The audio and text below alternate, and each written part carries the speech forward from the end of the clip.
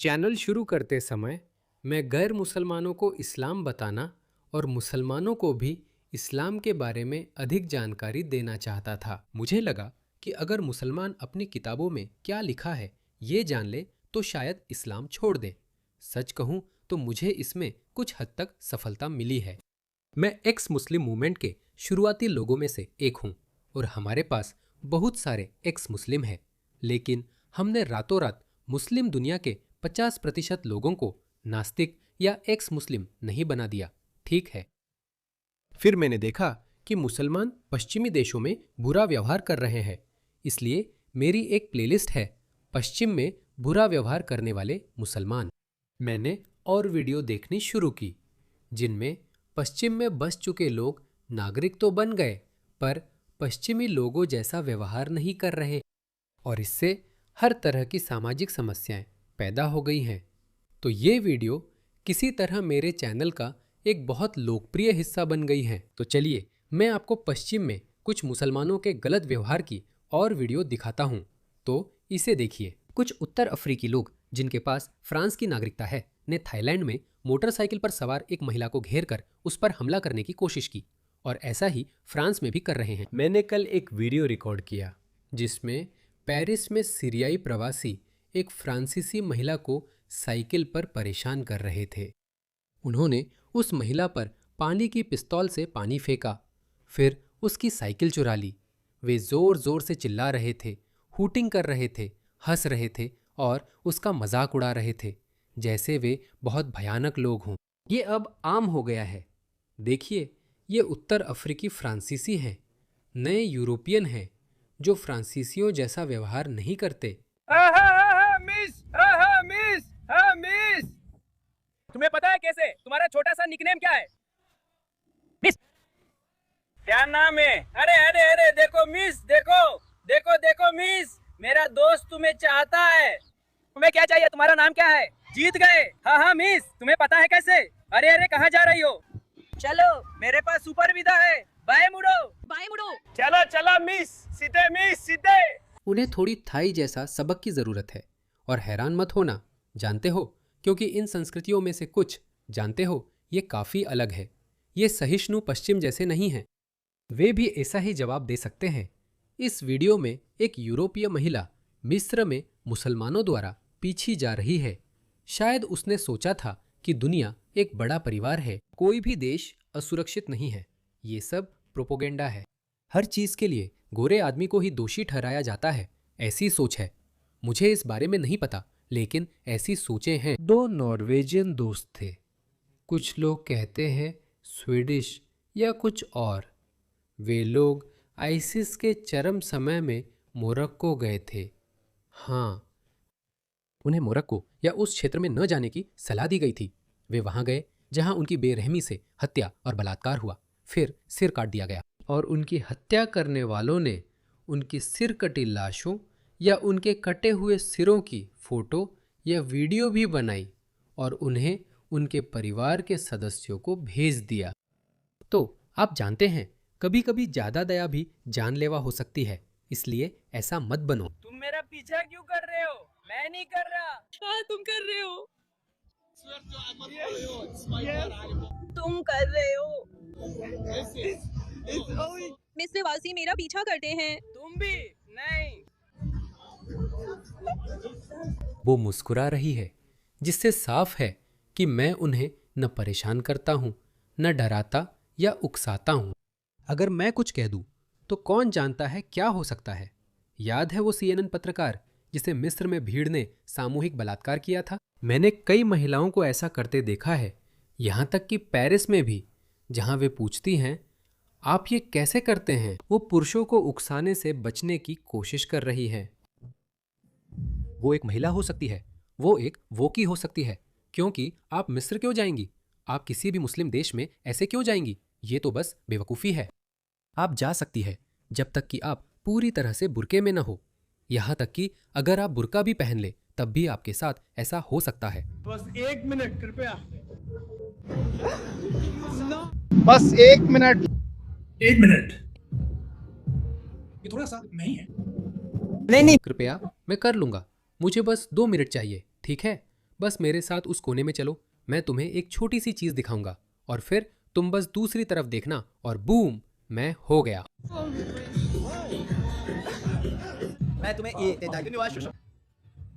वे तो पश्चिमी देशों का वीजा या डॉलर या पाउंड्स के लिए भी नहीं भीख मांगते, वे असल में सेक्स के लिए भी भीख मांगते हैं।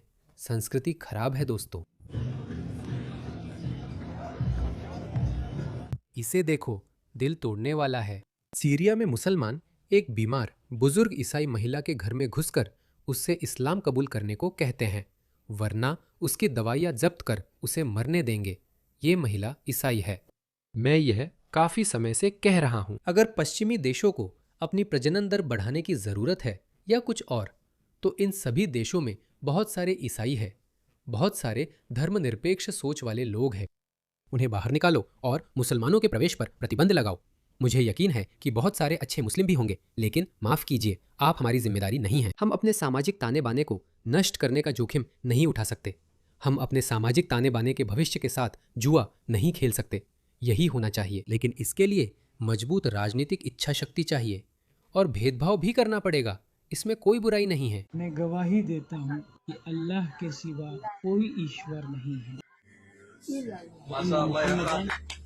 मैं गवाही देता हूँ अल्लाह के सिवा कोई ईश्वर नहीं। अल्लाह सबसे बड़ा है। उन्होंने इस महिला को इस्लाम कबूल करने पर मजबूर किया। कितने दयनीय और घटिया लोग हैं। मैं गवाही देती हूँ कि अल्लाह के सिवा कोई नहीं है। अल्लाह सबसे बड़ा है। इल्लल्लाह, गवाह अल्लाह खुदा है। देखो, मुझे नहीं पता कि ये कितना सच है। मेरा मतलब है, ये कैप्शन मैं इसे वैसे ही मान लेता हूँ क्योंकि ये कोई अनसुनी बात नहीं है। मुसलमान ऐसे ही व्यवहार करते हैं। लेकिन आखिर इसका मकसद क्या है? आखिर इसका मकसद क्या है? यही वजह है कि ये मर्द पश्चिमी महिलाओं को परेशान करते हैं। इस कुरानी आयत को देखिए। ए नबी, अपनी पत्नियों, अपनी बेटियों और ईमान वाली महिलाओं से कहिए कि वे अपने ऊपर का एक हिस्सा अपने चारों ओर लपेट ले, जिसे जिल्बाब कहा जाता है, जिसका मतलब है हिजाब, कुछ जो आपकी मुख्य पोशाक में शामिल नहीं है। अगर आप जो भी पहन रही है उसके ऊपर कुछ और होना चाहिए, एक बाहरी कपड़ा जो आपके नितंबों, आपकी छाती और सिर के आकार को ढक सके। ये अस्पष्ट है। इसी वजह से मुस्लिम विद्वानों में इस बात को लेकर मतभेद है कि आपको बुर्का पहनना चाहिए या हिजाब या नकाब, जिसमें आप केवल उनकी आंखें देख सकते हैं, या फिर पूरा बुर्का जिसमें आप कुछ भी नहीं देख सकते। तो ये क्यों माना जाता है कि ये भगवान का शब्द है? हाँ, यह भगवान का शब्द माना जाता है। और देखिए, वह कितने मूर्ख हैं। उनका भगवान इतना मूर्ख है कि उसने यह नहीं सोचा कि यह अस्पष्टता लाखों, शायद अरबों मुस्लिम महिलाओं के लिए इतनी ज्यादा उलझन पैदा करने वाली है कि अब लिपस्टिक मुस्लिम भी कहती है। नहीं, इसका मतलब सिर्फ हिजाब है। और आप जानते हैं, यह सिर्फ एक सिफारिश है। यही सबसे उदार नजरिया है। तालिबान का नजरिया है कि पूरी तरह बुर्का पहनना जरूरी है, आंखें भी नहीं दिख सकती, केवल इसलिए क्योंकि मोहम्मद जो अल्लाह होने का दिखावा कर रहे थे, इससे ज्यादा स्पष्ट नहीं हो पाए। इस आयत का सबसे बुरा हिस्सा है कि शायद उन्हें पहचाना जाएगा। ये महिलाएं मुस्लिम हैं। अगर आप बुर्का, हिजाब, नकाब पहनती हैं तो माना जाता है कि आप मुस्लिम हैं और परेशान नहीं होती। इसी वजह से मुसलमान मानते हैं कि इन महिलाओं को परेशान करना सही है क्योंकि ये ढकी नहीं है। यकीन नहीं होता? भाई, ड्रैगनाइट की बात सुनिए, इसे देखिए, उनकी बात सुनिए। अगर आप किसी लड़की का रेप और हत्या करते हैं, अदालत साबित नहीं कर पाती, फिर सच्चे दिल से तौबा करते हैं, तो क्या अल्लाह माफ करेगा? आप कहते हैं शायद अल्लाह माफ कर दे, और आप सही हैं। अगर आपने रेप और हत्या की है और अगर आप सच्चे दिल से तौबा करते हैं और माफी मांगते हैं, जैसा कि मैंने बताया, आप सच्चे दिल से तौबा करते हैं और माफी मांगते हैं, तो माफी के लिए 5 शर्तें होती हैं। नंबर 1, आपको यह स्वीकार करना होगा कि आपने जो गलत किया है वह पाप है, उसे स्वीकार करें। नंबर 2, यह सुनिश्चित करें कि आप उसे तुरंत छोड़ दें। तीसरा, सुनिश्चित करें कि आप दोबारा ना करें। इसे तुरंत छोड़ने का मतलब है कि आप उसे फिर से नहीं करेंगे। ये क्या बात हुई? वह बस बातें बना रहा है। वे ऐसे ही होते हैं चलते चलते बातें घटते जाते हैं। चौथा है कि आप अल्लाह से माफी मांगे। अगर ये सारी शर्तें पूरी हो जाती हैं, इंशाअल्लाह मैं। और आखिर में उसने आपको सिर्फ 4 ही बताए। उसने शुरुआत 5 से की थी। 2 और 3 तो वैसे भी एक ही थे। यहां तक कि अगर आपने बलात्कार जैसा बहुत गंभीर पाप भी किया है और अगर आपने हत्या भी की है, यह बड़ा पाप है, लेकिन अगर आप सच्चे दिल से तौबा करते हैं तो अल्लाह आपको माफ कर देगा। अल्लाह बहुत दयालु है। अब आपके दूसरे सवाल पे आते हैं, क्या बलात्कार के बाद मारी गई लड़की के साथ यह अन्याय नहीं है? और मैं कहूंगा नहीं, क्योंकि जिसने बलात्कार किया वो भी इस दुनिया में परीक्षा से गुजर रहा है और जिसके साथ बलात्कार हुआ वो भी परीक्षा से गुजर रही है। और मैं आपको समझा दूं कि अल्लाह ने महिलाओं को यह निर्देश दिए हैं कि उन्हें शालीनता से कपड़े पहनने चाहिए, उन्हें अपने पूरे शरीर को ढकना चाहिए, सिर्फ चेहरा दिख सकता है। अब यह निर्देश देने के बाद अगर लड़की शालीन कपड़े नहीं पहनती, अश्लील कपड़े पहनती है, तो अमीर लोग उत्तेजित होकर बलात्कार कर देते हैं। कौन उत्तेजित हो रहा है? जो आपने देखा वे मुस्लिम आदमी उसे परेशान कर रहे थे। मैं यह नहीं कह रहा कि गैर मुस्लिम आदमी औरतों को परेशान नहीं करते, लेकिन उस स्तर पर नहीं। लेकिन मुस्लिम आदमी ऐसा इसी मानसिकता से करते हैं। ये एक बहुत आम मानसिकता है। असल में मैं आपको बताता हूँ, ये खबर पूरी दुनिया में फैल रही है। हाँ, तो ये रही। तो एक पाकिस्तानी फ्रेंच महिला थी जो फ्रांस में पली बढ़ी थी और उसके बच्चे भी थे, और उसे लगा कि फ्रेंच समाज इस्लामिक नहीं है। वह अपने बच्चों को पाकिस्तान ले गई ताकि वे अधिक इस्लामिक समाज में पल सके। दुर्भाग्यवश फ्रीवे पर कार खराब होने पर डाकुओं ने उनके बच्चों के सामने गैंगरेप किया। ये घटना कुछ साल पहले हुई थी। आप जानते हैं उस समय पुलिस अधिकारी ने क्या कहा था? हमले के अगले दिन लाहौर के एक वरिष्ठ पुलिस अधिकारी उमर शेख, लाहौर कोई दूर दराज गांव नहीं है, बल्कि पाकिस्तानी मानकों के हिसाब से सबसे आधुनिक शहरों में से एक है, मीडिया के सामने आए और इशारा किया कि उस महिला की भी इसमें कुछ गलती थी। उन्होंने सवाल किया कि जब वह अपने छोटे बच्चों के साथ अकेली थी तो उन्होंने कोई ज्यादा व्यस्त सड़क क्यों नहीं चुनी। लेकिन आप जानते हैं वहां भी कुछ वोक्स और लेफ्टी लिबरल्स हैं जिन्होंने इस बात को लेकर उन पर हमला किया और उन्होंने जो कहा उसके लिए उन पर हमला किया और फिर उन्होंने माफी भी मांगी। तो ये कुछ साल पहले हुआ था। अच्छी खबर है कि पाकिस्तान की सुप्रीम या हाई कोर्ट ने हाल ही में बलात्कारियों को फांसी की सजा दी है। मुझे लगता है यही हमें पश्चिमी देशों में भी चाहिए। मेरी बात यह है कि मुसलमानों के लिए पीड़ित को दोष देना आम है। बलात्कारियों को दोष देने के बजाय वे असल में स्कर्ट की लंबाई, कपड़े या महिला की परिस्थितियों को दोष देते हैं। अब मैं समझता हूँ कि कुछ हकीकतें होती हैं, ठीक है, कुछ हकीकतें होती हैं। मुझे वोक, लेफ्टी, लिबरल, फेमिनिस्ट सोच पसंद नहीं कि नंगा घूमने की आज़ादी हो और कोई देखे भी नहीं। आदर्श समाज में ऐसा होना चाहिए। मुझे भी किसी गरीब इलाके में महंगे गहने पहनकर नहीं जाना चाहिए। मुझे ऐसा करने की आज़ादी होनी चाहिए, लेकिन व्यक्तिगत जिम्मेदारी भी ज़रूरी है। आपको भी जिम्मेदारी लेनी पड़ती है। यह इसका दूसरा पक्ष है। ऐसा नहीं होना चाहिए जहां वह बलात्कार पीड़िता को ही दोषी ठहरा रहा है। मूर्खता है, ये एक काल्पनिक बात है। दोष देना भी एक काल्पनिक बात है। यहाँ तक कि लड़की को भी दोषी ठहराया जाता है। इसका मतलब ये नहीं है कि लड़के को बलात्कार करने का हक है, लेकिन जिस लड़के ने बलात्कार और हत्या की उसके अलावा लड़की को भी दोषी ठहराया जाता है।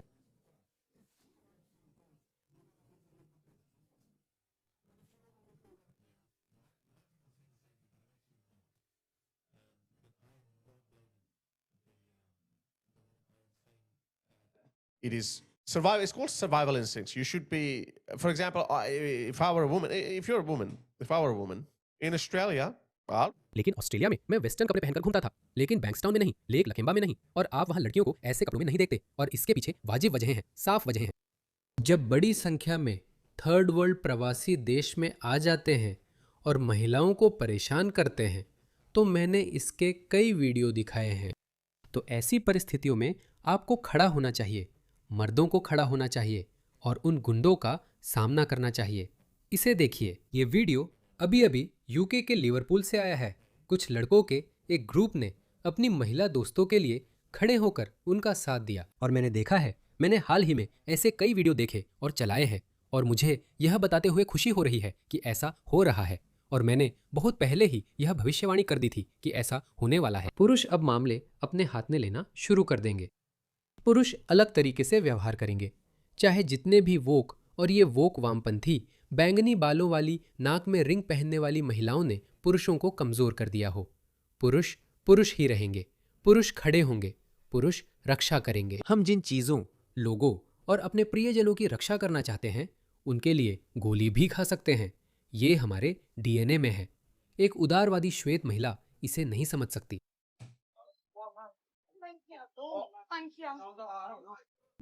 लेकिन वो मुझसे बात नहीं कर सकता। खुद मेरे साथ था, लड़के, उसे अफसोस था, मुझे परेशान नहीं करना चाहता था। यही है।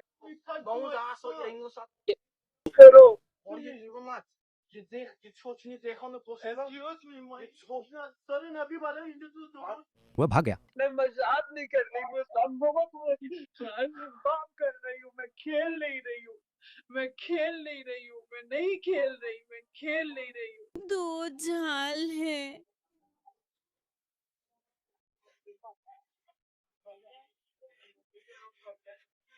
क्या हो रहा है? पास आओ लड़की। नहीं।